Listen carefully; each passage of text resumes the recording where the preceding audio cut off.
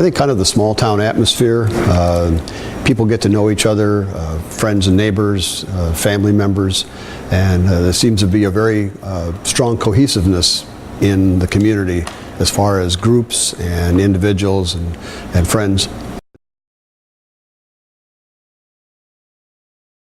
Yes, next year will be our 250th anniversary on March 8th, 2014. The company was formed primarily of property owners and heads of families in Haddonfield on March 8th of 1764. They met at the Friends Meeting House just down the street here and decided that they would form the fire company.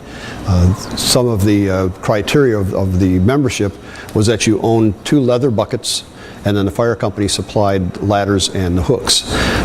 But the fire bucket is something you had to have. If you didn't maintain things in a good fashion, you were fined by the company.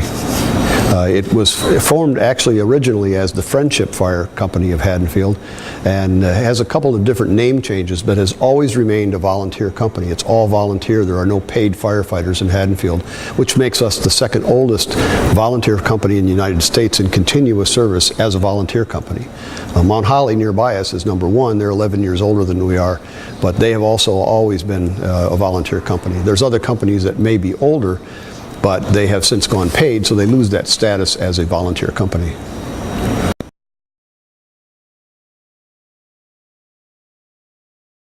I think all of our firefighters are very proud of the fact that we are the second oldest. There's an awful lot of tradition.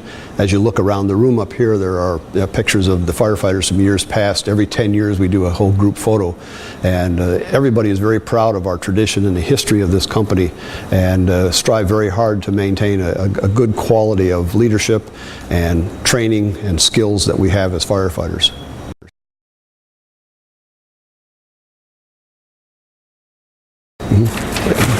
We actually participate in a lot of mutual aid with other companies too. We are on task forces of other towns, and we respond to some of their calls if needed. And we also, if we have a dwelling call or a building call in our town, which means that there's evidence of a fire, we call in our own company, all of our company, and also a ladder comes in from Cherry Hill and an engine comes in from Haddon Heights to maintain our water supply and hook the hydrant.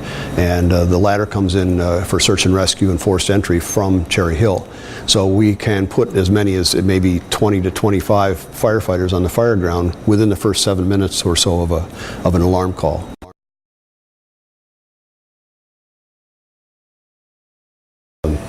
We participated as a fire company in the racetrack fire in 1977, and that was a huge, huge fire. Our engine was one of the first on location for that, so there were several members who are still members of our company, maybe as non-active members now, that actually participated in that fire. In the summer of 1858, William Parker Folk was an amateur fossilist, and a friend of his was John Hopkins in Haddonfield, who had a large farm right off of Grove Street and Kings Highway. And in that whole area over there, he had an area that he used to dig, which was marl soil, which Marlton, New Jersey was named after. It's marl soil, which was actually sea bottom millions of years ago. And John Hopkins had found some odd-looking objects years past in and around the marl pits, and had given them away of souvenirs, doorstops, and mantelpieces to friends and relatives.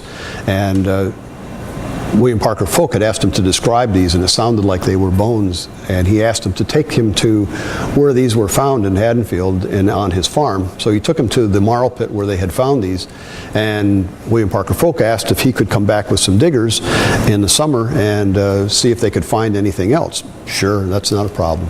So they came out with a group of diggers, and in the one marl pit just to the left of the ravine, just before the Cooper River, at the end of Maple Avenue, which was one of his roads on his farm, they dug down 6 to 10 feet and started discovering bone after bone, and found at that time more bones than had ever been found of a dinosaur.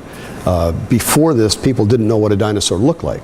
They had found a fragment of a bone or a piece, maybe a leg bone or an arm bone, didn't know what it was connected to or how it was, what it looked like, what the whole dinosaur looked like. They found enough bones that they could lay these out and and actually visualize what a dinosaur looked like. So this was really the ground zero of the study of modern paleontology. So they found enough bones to be able to reconstruct this and put it together and say, this is what a dinosaur looks like. Never had any idea what it was like before. So this was the world's first nearly complete dinosaur skeleton ever found, right here in Haddonfield in October of 1858. And in 1868, Benjamin Waterhouse Hawkins came over from England and reconstructed this dinosaur into the skeletal structure and brought thousands of people to the Academy of Natural Sciences in Philadelphia to view this unusual creature. He actually incorrectly posed this dinosaur in kind of a kangaroo position, and it was found in later studies that the dinosaur actually walked and counterbalanced with its hind legs so that it walked more into his back, more parallel to the ground. So when the reconstructions were done in more recent times, they show that more modern way that the dinosaurs actually moved and ran.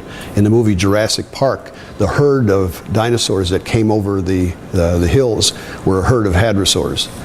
So the dinosaur, the Hadrosaurus, means bulky lizard. That's the literal translation. And William Parker Folk found it, named in his honor. So it's the Hadrosaurus folki. It's named in his honor. So it's Folk's bulky lizard is the literal translation of the word. So this was something that was, an incredible find and an incredible thing for Haddonfield. In 1984, little was said and done about it after that period of time, after it was displayed at the Academy of Natural Sciences. In 1983, when my son was looking for an Eagle Scout project, most everything in Haddonfield that's historic or old has a plaque or a name, or people know where it is. No one quite knew exactly where the dinosaur was found. So my son started to do some research, went to the Academy of Natural Sciences, to the Trenton Museum, and talked to people at the library. Doug Rauschenberger at the library helped him with an original document, a copy of an original document of the proceedings where the bones were presented to the Academy with the help of Dr. Leidy, who was a friend of William Parker Folk. He was a member of the Academy.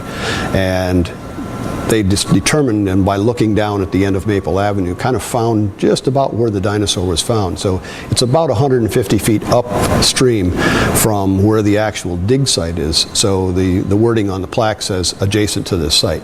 But he used and established a little park at the end of Maple Avenue where the dinosaur was found. So there was a new resurgence of interest in the dinosaur and what was going on with all of that. So that eventually led in 1994. He completed the project in 1984.